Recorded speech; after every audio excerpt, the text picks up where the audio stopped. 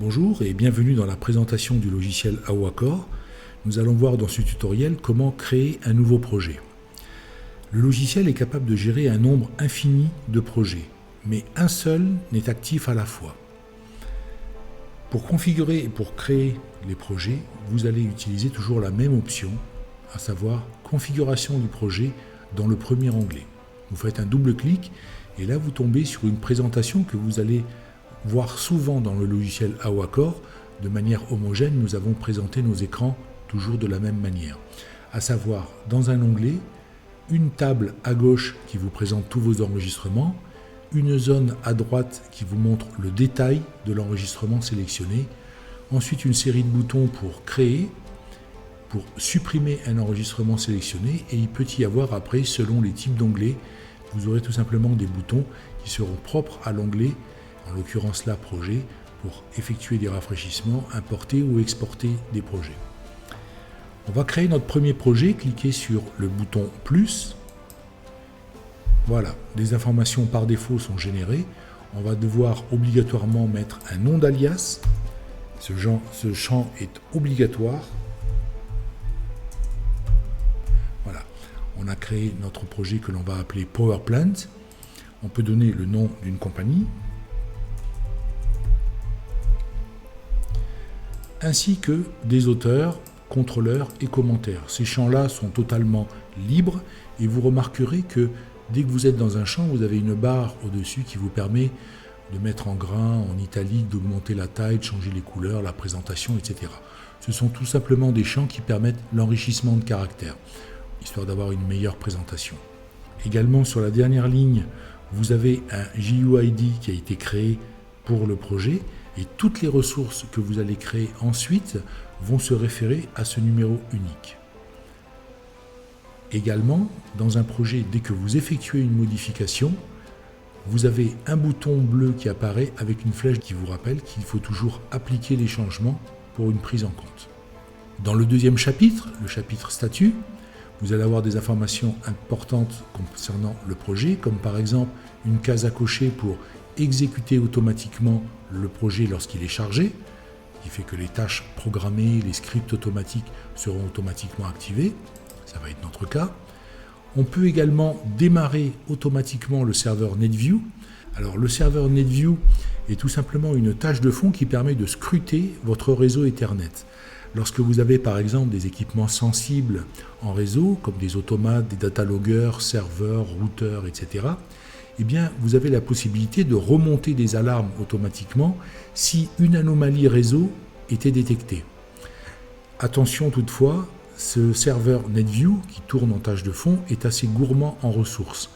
C'est à préférer sur des gros projets, des projets sensibles et surtout sur des ordinateurs qui sont performants. Si votre tâche n'a pas besoin d'avoir une scrutation réseau temps réel et de remonter automatiquement une disparition d'une adresse IP ou un équipement qui tombe, laissez cette case cochée tout simplement, ça permettra d'alléger votre PC dans son exécution. Idem, le logiciel AWA-Core est séparé en plusieurs modules. Vous avez l'interface utilisateur que nous avons sous les yeux qui vous permet de créer votre projet et en tâche de fond, le logiciel fait tourner des petits applicatifs qui sont dédiés à des tâches bien précises, comme par exemple AWACOM qui aura la fonction de communication vers les différents équipements, les automates, etc. AWADBMS qui est une tâche de fond qui va gérer les bases de données, les scripts automatiques, les planifications. AWAMedia pour tout ce qui est gestion multimédia, les diffusions sonores, la reconnaissance de forme, etc. AWANetView pour la scrutation du serveur, la scrutation des équipements en réseau et les communications inter-réseau. Donc, tous ces petits serveurs en tâche de fond ont des fonctions bien particulières. Vous pouvez les laisser actives en tâche de fond, même lorsque AWA-Core est fermé. Ce qui veut dire que votre projet va continuer à s'exécuter, même quand l'interface utilisateur est complètement fermée et que vous êtes passé sur votre suite logicielle habituelle de gestion, Word, Excel, etc. Je vais cocher cette option pour garder les serveurs actifs. Et on a la possibilité également d'indiquer quels sont les PC qui vont utiliser les différents serveurs.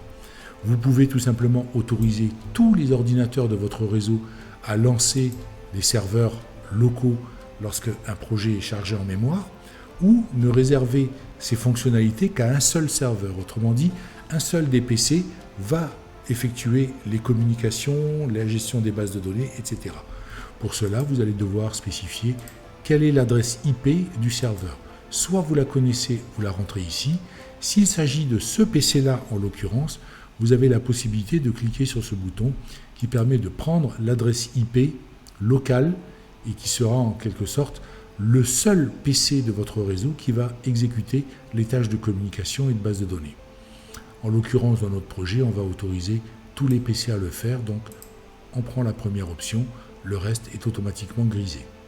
Ensuite, on va indiquer le statut de ce projet, s'il est en études, en financement, en recherche de ressources, en programmation ou en production, etc. En l'occurrence, pour nous, ce sera en études. Également, la catégorie du projet, si c'est un projet utilisateur, de test ou autre, c'est un projet utilisateur.